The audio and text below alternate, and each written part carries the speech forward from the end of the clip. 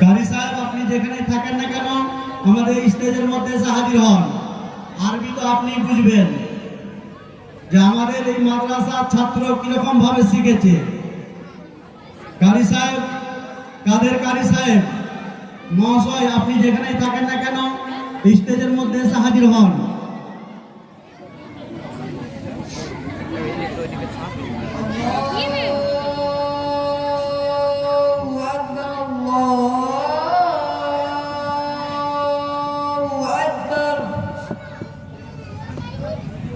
Allahu Akbar,